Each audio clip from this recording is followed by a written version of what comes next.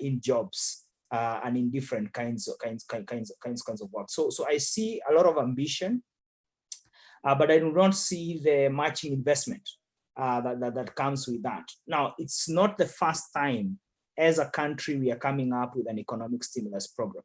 You will remember that in 2008 to 2010, President Uhuru was the finance minister then, recovering from the effects of post-election violence of 2007. He came up with an economic stimulus program that put money in quite a number of different programs, including Kazi kwa Vijana and different formats like that. The two things that are of interest, in this particular COVID time, is that one, you have a massive number of people that are losing jobs. So first of all, you had a good number that didn't have jobs. So then increase to that, you have another number that has been added to that vulnerability group that because they have lost jobs. Now, this second category is not largely catered for. Because, Trevor, if you lost your job, you are not going to necessarily dig a trench because you are not even considered as somebody who should be providing that kind of labor. But the fact of vulnerability does not exempt you from, and if anything, your effects are more because you sack your house help, you send your guy who works back in your shamba home.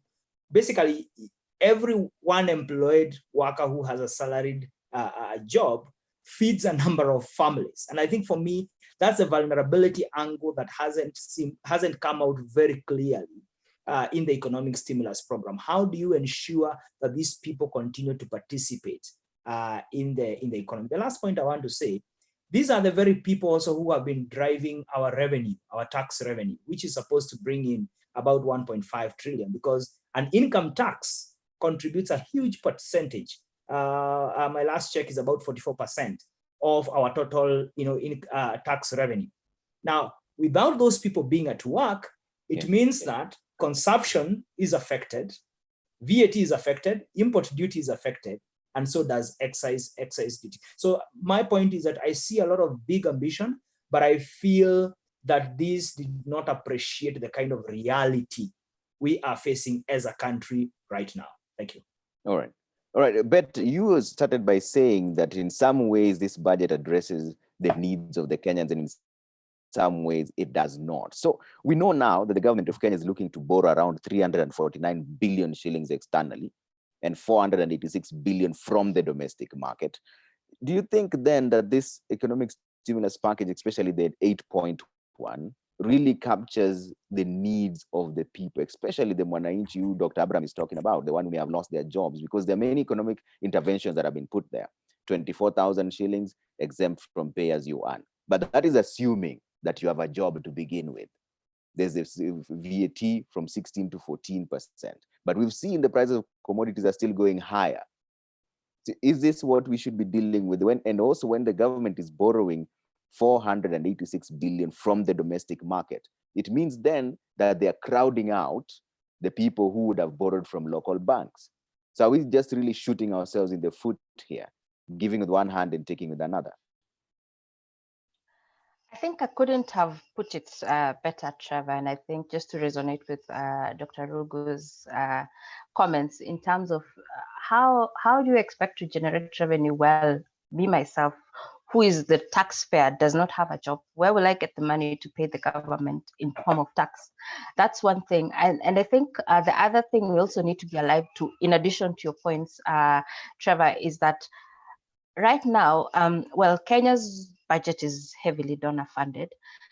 And with COVID response, it's become every man for himself. So actually donors may not be willing to put in a lot of resources into governments, but governments needing to put in resources from their own pockets. But then again, they don't have that resource to actually finance their budget, for example. So what I actually envision is by the end of this financial year, will be unfortunately in a worse situation if we just continue with sort of keeping the situations as it is. We'll be in more deficit, we'll have more people losing jobs, and unfortunately we'll also have a more and a society which is more angry at the government and unhappy with how the government is responding, if we don't try and see ways of restructuring our investments, restructuring even the economic stimulus to ensure that it's reaching the people with the biggest need and the most vulnerable. So if it's the unemployed, if it's the people who are getting out of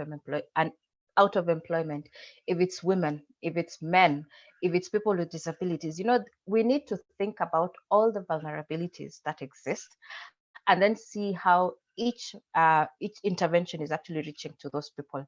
I think it still feels that the sort of individuals or communities or groups of people who are still left behind in this with this economic with the stimulus package. So yeah, long story short, if we could continue the way we are, I just feel like we'll be either in more debt, in more deficit, with less revenue than we had envisioned, and even than we've sort of predicted over the years, and we keep missing. So it could actually be worse if we don't make the right measures. Thank you. Yeah.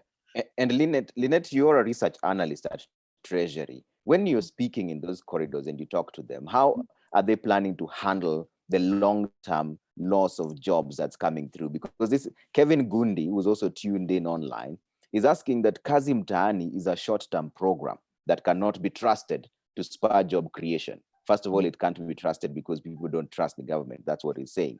Based on previous experience, we have not much to celebrate about it. Could the panelists explain properly what will be done constructively to address the job loss in the long term? Lynette, what options are you looking at when you speak to the people at Treasury to answer Kevin Gundi? Okay. So Trevor, in the first place, I would like to appreciate the fact that we should not only look at this from the long-term perspective, but also the short-term. This stimulus package is not only offering some sort of income to the vijanas in the mtaani in form of at least this jua kalis and also the